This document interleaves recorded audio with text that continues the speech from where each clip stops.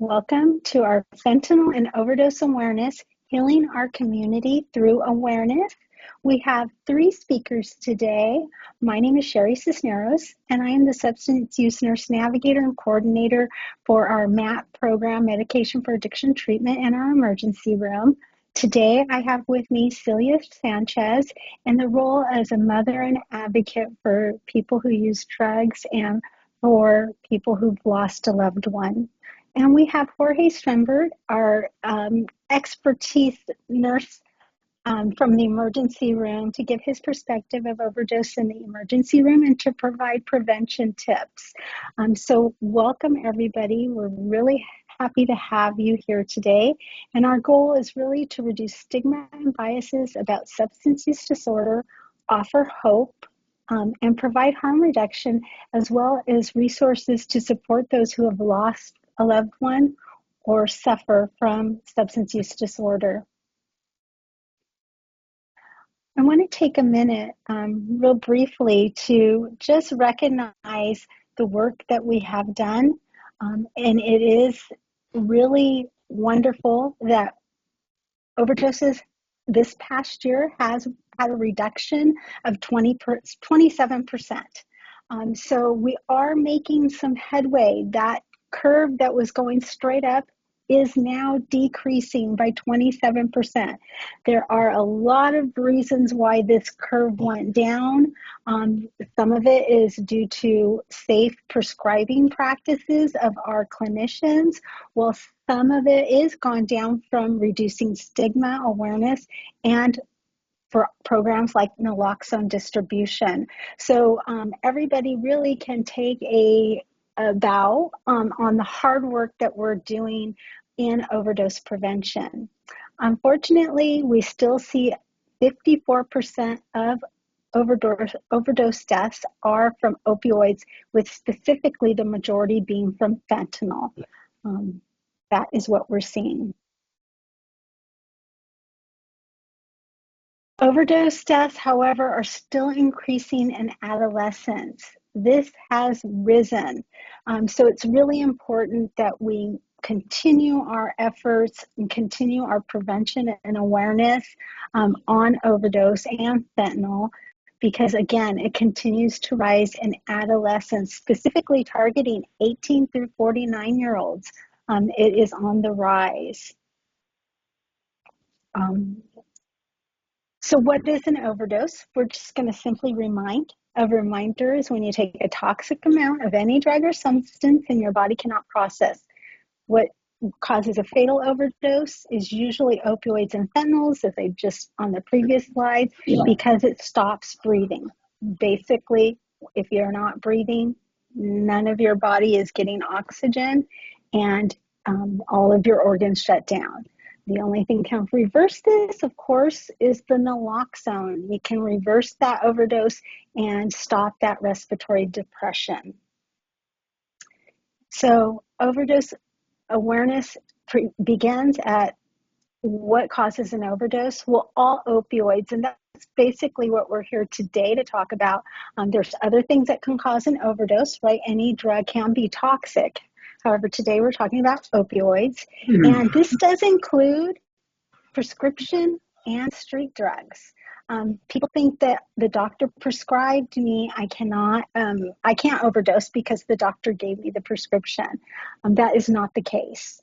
Some of our patients that came in from overdose started with getting a prescription for like a wisdom tooth that's pulled, a surgery, and then it develops. They become addicted to their prescription, and it becomes harder and harder to get a prescription, and they turn to street drugs. So not saying all of this happens to everybody, right? But this is something that we've seen for some of our patients. At this time, street drugs are contaminated with fentanyl. And what's really important to remember is fentanyl is 100 times more potent than morphine and 50% more potent than heroin, including Adderall and vape pens, okay? So what I wanted to really emphasize on fentanyl is this is what's been giving out in the streets is not, it's not, these are what we call street pharmacists. They are not clinicians that can make an exact dose and package it and have an exact amount. Many people don't know how much they're taking. It's a little of this, it's a little of that. And you'll hear from Jorge about our one pill can kill, why that's really happening, and it's true in our emergency rooms, is because it is what they call a chocolate chip. When you eat chocolate chip cookies, remember how many chocolate chips are on my cookie versus your cookie. It's not a science, correct? When we're stirring it up, some cookies have more chocolate chips, some cookies have less. Same thing with fentanyl. So always, just that's an analogy I always make. I heard that and I really liked it, so I pass it on to you guys. What does fentanyl look like? Well, fentanyl is, in our community, are called M30s.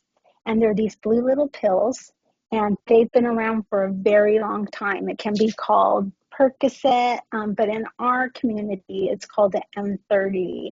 And they crush them, and they can use it, either smoke it, take it, inject it.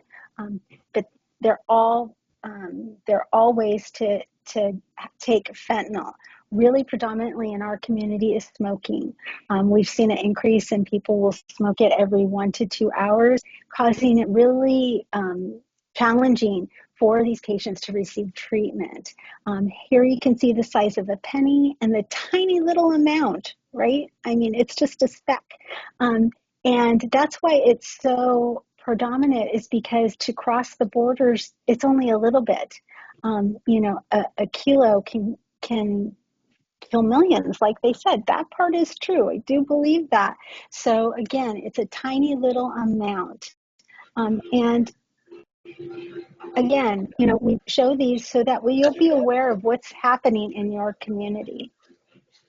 So what is fentanyl? I've heard a lot of myths about what is and what isn't fentanyl. It's a synthetic opioid, and we do use it in the hospital. We use it for surgery, for terminally ill patients, for anybody who has pain. A lot of our nurses and anesthesiologists and doctors prescribe it and inject it daily. So it has its good uses. It's odorless, it's tasteless, and right now, again, it's being contaminated in all street pills. In fact, it's used mainly, that's why people don't know, and some may overdose because they're taking something else. Some people might think it's a Valium, it's a Xanax, it's methamphetamine. However, we do know all of the drug supply has been tainted. And again, it's involved in more deaths under 50 than any other cause, including heart disease, cancer, homicide, suicide, and other accidents. So here's some more fentanyl facts. There, you can get a prescription for legal opioids such as fentanyl from a doctor, so don't want to make it too scary. It is out in the community, and it is in hospitals and people that are chronic pain. And usually it's a time limited or somebody that has terminal cancer. And then there's the illicit opioids that come from the street. The amount of fentanyl, again, is unknown. I've already previewed about the chocolate chip cookie theory. And though they are chemically related, they produce the same effects that can lead, even though they're not natural, like from the opioid, it's a synthetic, it's man-made, they can all lead to addiction and overdose. It does not matter if it's, natural or synthetic. We always like to touch base with behavioral health and substance use disorder. What we see commonly is that mental illness can contribute to drug use and addiction. Certain medical disorders are established risk factors for developing a substance use disorder. Patients really, we use the term self-medicating because they don't feel good. They have mental illness. They would turn to substance use because it makes them feel better or not feel the depression or the pain. And it's commonly hypothesized that individuals with severe, mild, or even subclinical mental disorders may use drugs as a form of self-medication.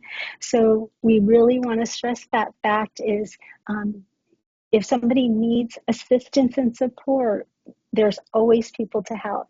There's a 988 suicide and crisis lifeline. So again, if you have somebody who is in a crisis, I highly encourage you to use this number, and they will connect you to the closest mental health support services in your area.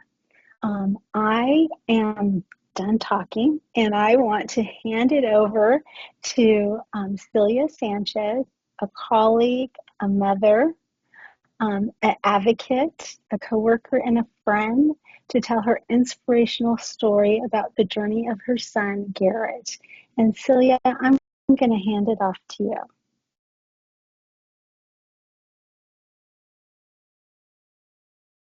Can you unmute?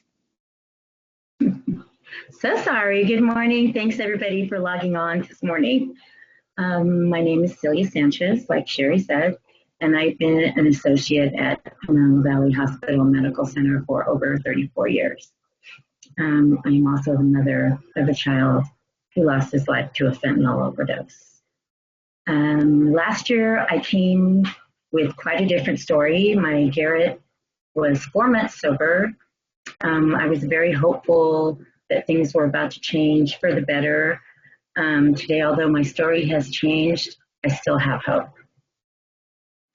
Garrett was more than somebody with substance use disorder. We lived down the street from his high school, maybe a 2-minute walk, and I would drive him there every day. And that short ride was our time together, where he would tell me things about girls, music, school, and my husband would say, why do you drive him? And that was our time. That was our time when we connected, and I miss that more than anything. So I'm here today to help other families who are experiencing this devastating loss or walking the difficult journey of addiction with a child or a loved one by sharing my story, because honestly, we are in a crisis right now. My son Garrett had big dreams. He was handsome, funny, outgoing. He had so many friends. He was a gifted soccer player. He had dreams of becoming a nurse. He really had a heart for helping others. He had an amazing sense of humor. I always called him an old soul. And we lived a pretty normal life. Garrett lived mainly with me and my husband, although he would spend time with his dad on the weekends. But no matter what, we were always a family, going to all his soccer tournaments, school events, everything like that. In 2017, he was a senior in high school, and things began to change. I noticed irritability, sometimes a volatile temper. He seemed withdrawn. He stopped going to school, stopped being social. He lost interest in the things he once loved. And, part of me, I searched his room and I didn't find anything. He was eating, he was sleeping. I just thought maybe he's just struggling like a lot of teens do. But after he graduated from high school, the signs, it became worse. He stopped caring for himself physically, as far as showering, getting a haircut. And one night I found a little baggie of blue pills in my living room, and I took them to the ER and I said, "What are these?" And that's when I learned it was fentanyl. And honestly, in my years of healthcare, I have never seen anything like this drug. As a parent, when your child is actively using fentanyl, it's paralyzing. The fear consumes you. You have sleepless nights. Your mind tortures you with scenarios of where they are and what they're doing. Are they even alive? And this turmoil kind of went on for a few years. And about 2019, we finally gave him an ultimatum that he had to get help or you can't live at home. And he very reluctantly went to treatment many, many times, so many I lost count. At first, he would only stay a few days and he would leave and go right back to using, and it was heartbreaking. Out of desperation, sometimes I bribed him. He wanted a pair of Air Jordans or expensive clothes, other things, and shamefully, even drugs, just to get him to go through the doors of rehab. That is what desperation does to a parent. All you want is to save your child. Looking back, there were signs I missed, but I didn't know what fentanyl was then. And I also realized I enabled him too long out of fear of losing him. But then this fueled my tenacious determination to find the right place for him. We were sitting in the driveway one day in my car, and there was nobody around. The windows were up, not a human in sight. And I said, sometimes I think fentanyl is more important to you than your family and your friends. And he just snapped at me and said, shut up. The neighbors are going to hear you. There was nobody there, but the shame that he had was unbearable. And that's true for a lot of people that suffer from substance use disorder. There were terrifying moments too. Once the police found him lying in the street thinking he was drunk, and I had to beg them to call EMS because I told them he was a fentanyl user. And he was taken right to PVHMC ER. And I had a friend who was on night shift, and she said, he's okay. We're going to observe him, get some sleep, and we'll start finding a solution in the morning. But what she didn't know is he had a pocket full of pills, and he went into the bathroom and used them all, and he coded. And if he hadn't already been in the ER, I would have lost him that night. And I thank my fellow associates for always caring and giving their best, not just for him, but for everybody that comes in a crisis like that. I saw things start to change after that. He began to take recovery more seriously. After a while, he did complete a 60-day inpatient rehab program, and he decided to start fresh in Colorado. So he moved to Colorado, did sober living, got a job, had a group of great supportive friends, and he stayed sober for almost 7 months. Winter came in Colorado. He's a California boy, so he decided it was time to return. My instincts told me it was not the right time, but he's a grown man, and he said, if I wanted to use, I can use in Colorado too.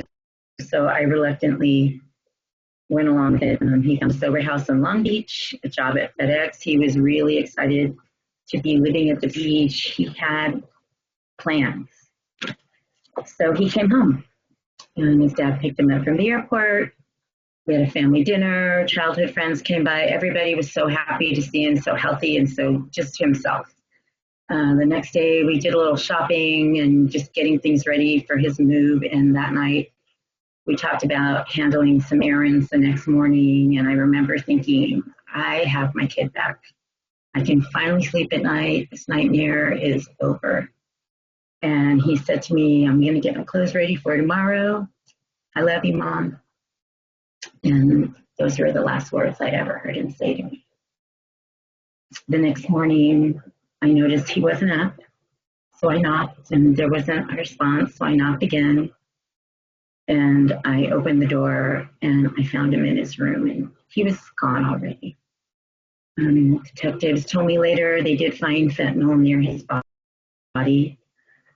He was 25 years old, a week away from his 26th birthday. And losing him that way, after we came so close, after he fought so hard, was one of the worst days of my life. And the grief is overwhelming. And they say, oh, grief comes in waves. That's what they say.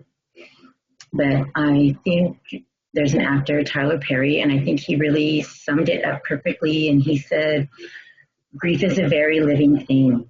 It visits at random. You can't schedule it. You can't work it away. You can't drink it away. You can't book yourself crazy to avoid it. It will wait for you to finish. So when it shows up, however it shows up, you have to let it. And for me, my grief is all the love in the world I still have for my son, Garrett. but it just has nowhere to go. And that's tough. But which has pushed me into advocacy. And there are many misconceptions about addiction. After Garrett passed away, somebody said to me, "Didn't you go to rehab?" As if that's a cure. And what they don't understand, that addiction is not a choice. To see your child cry because they can't stop, they can't sleep, is to witness the truth behind that misconception. Addiction is not about bad families, poverty, a lack of values. It is a disease, and the shame and stigma that surround it only make recovery harder. Shame fuels the substance abuse, and it is one of the biggest barriers to treatment. That's why I'm speaking out today. I want Garrett to be remembered for who he was, not just his addiction. He had a huge heart. He made people laugh. He welcomed others, even when he was struggling himself. In treatment, he comforted a girl who felt alone. And later she told me Garrett made her feel accepted. And it's because of him that she's 2 years sober today. So that's the kind of impact he had. But we also need change. Too often, Garrett was ready for help. He was told, call in 2 days for an interview, call in a week for a psych assessment. And by then, the window had closed. So when somebody says, I'm ready, we need to be ready too. I was very lucky to find support through Hazelton Betty Ford's program, Care and Support for Families. It's completely free. They have programs for anybody in need. They taught me boundaries. They gave me a community of parents like me. They helped me cope because families need support just as much as our loved ones do. We don't send diabetics away with shame. We give them care, education, resources. It should be the same with addiction. When Garrett passed away, I received an outpouring of love from his recovery community. Many of his friends are thriving, and they honor him by staying sober. And that gives me so much hope. So my message today is this. Addiction is not a disease. It is not a moral failing. The people struggling with it are someone's child, someone's sibling, someone's parent, someone's friend. Their lives have value. They deserve respect, dignity, and compassion and support, not judgment. My Garrett had a huge heart. He wanted everyone to feel loved and included. And that's how I want to honor him, by reminding all of us to see the humanity in those that struggle and to love them anyway. Thank you for listening to my story. I think we all need a minute, Celia, and I just want to say thank you for sharing something so personal and turning this into inspiration and hope. I, my eyes are tearing because you made something so devastating, and you tell his story, and I just want to thank you.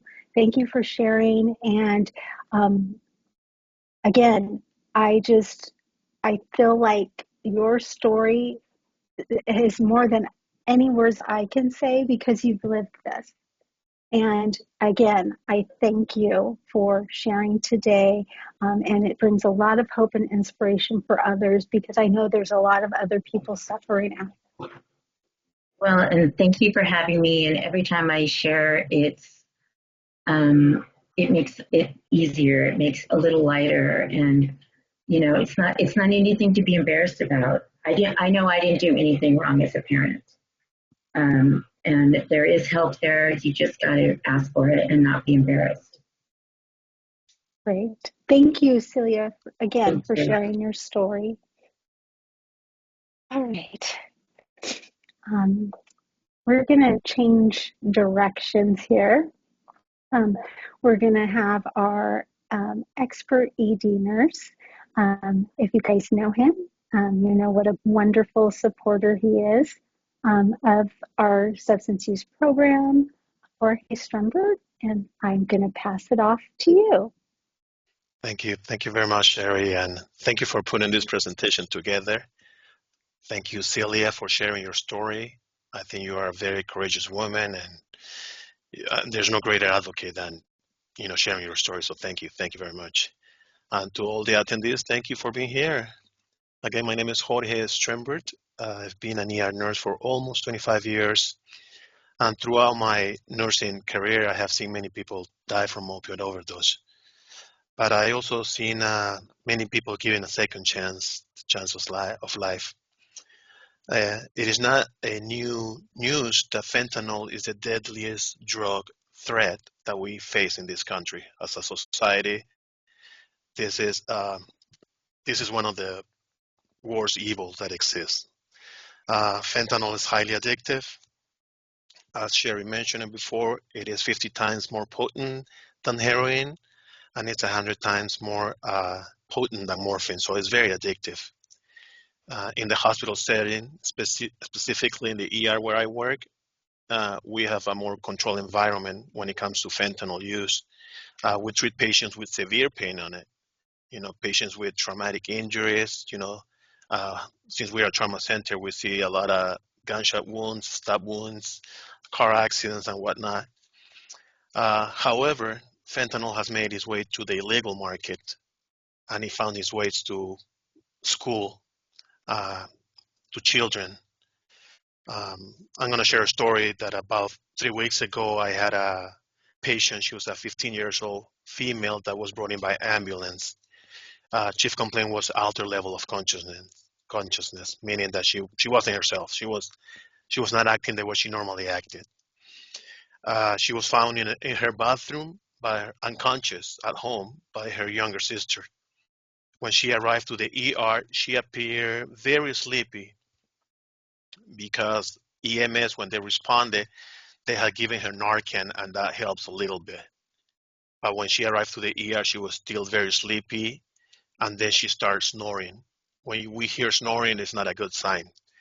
So what we did, we put her in the bed, of course. We started a safety line, an IV, and we gave her more Narcan. She received 1 milligram IV push, and within seconds, like I will say 20, 30 seconds, she was fully awake. Then she started crying. So as I was doing my assessment, she reported that her friends asked her to experiment with M30. And as Sherrie mentioned, M30 is the street name for oxycodone that is mixed with fentanyl. It's an illegal drug, but the problem is we don't know, nobody knows how much fentanyl is put into these pills. So it's important to know that just 2 milligrams of fentanyl will be deadly. And 2 milligrams is just like the little powder that it fits on the tip of a pen. So that little bit of fentanyl is deadly. It can kill you.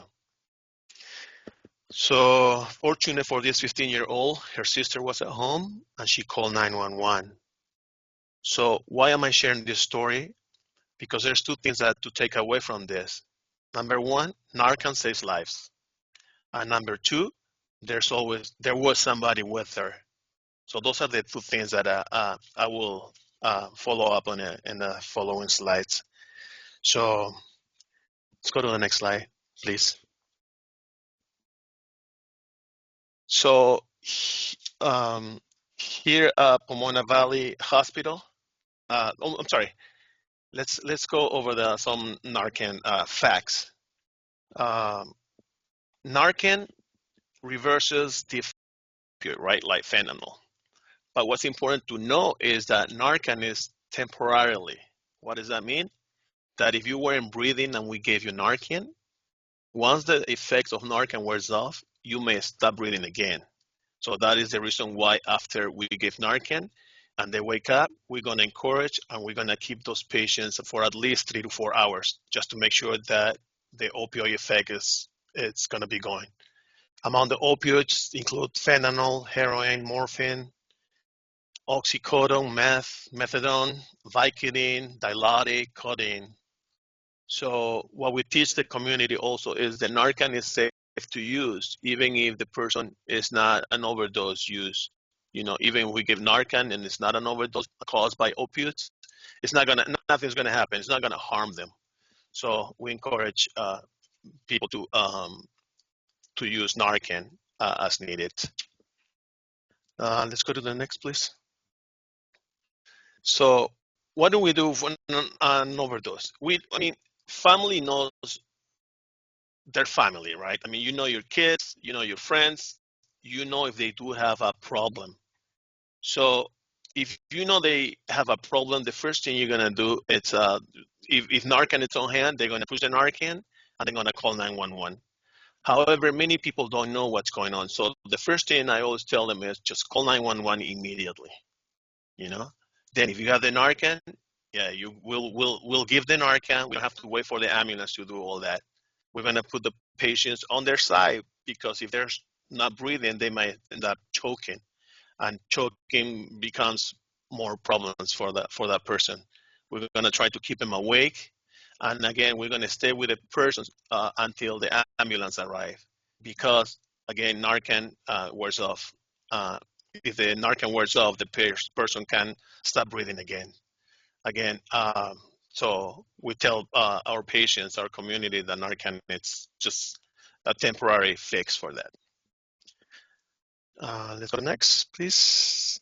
Okay, here's a sample of the Narcan that we provide here at the Pomona Valley.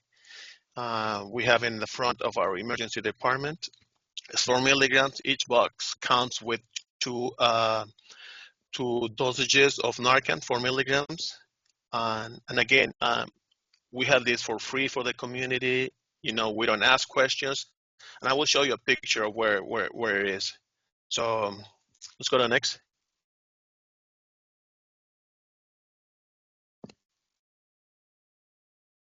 Okay, fentanyl test kits. We also provide these fentanyl test kits.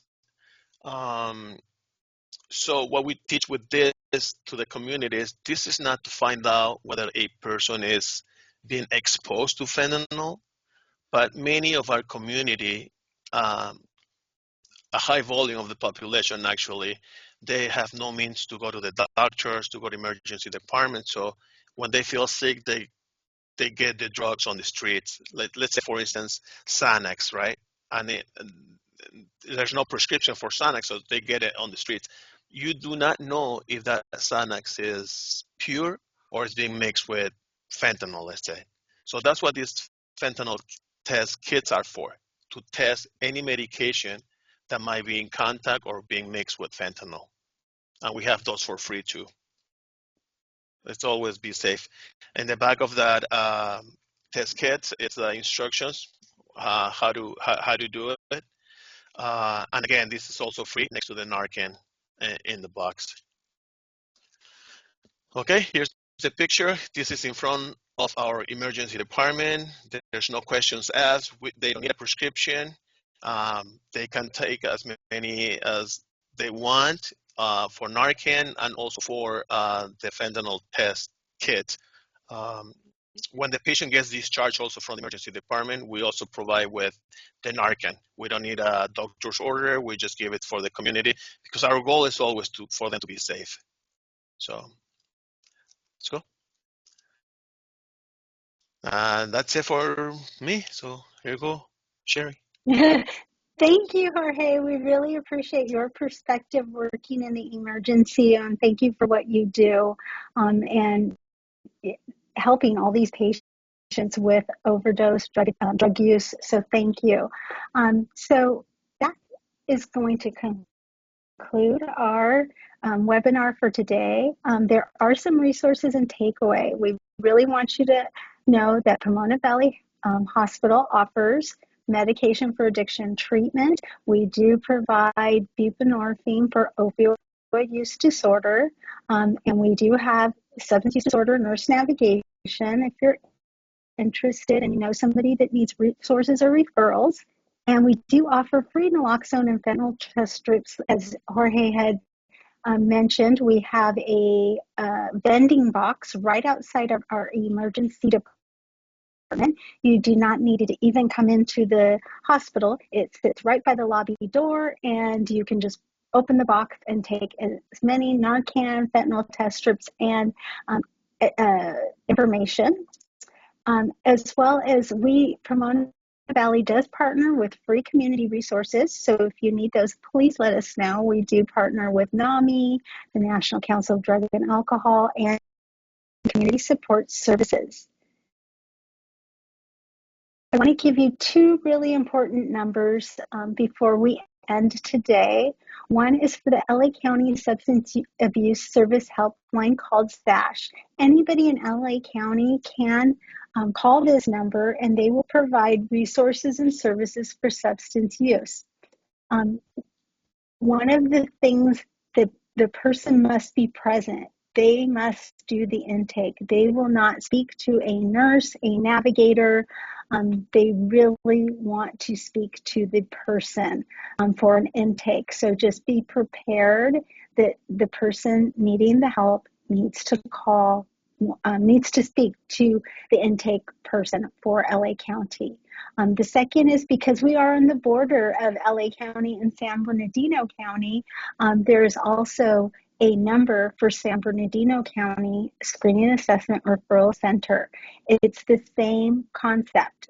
The person who needs the help must call. I know a lot of parents and sisters and wives and husbands want to call for the person. However, please have that your loved one available to do an intake. I highly recommend to start here first because, as Celia had mentioned, there are waiting lists. There may not be a same day. If you do need same day help and it's a crisis, please go to your nearest emergency or call the 988 line. Those are definitely crisis prevention. And if you have any questions, my name is Sherrie Cisneros, and again, I am here at Pomona Valley. That is my phone number, and I really thank you for being here. If this is your first webinar, thank you. You're making a first step in advocacy because we all know and love somebody who uses substances.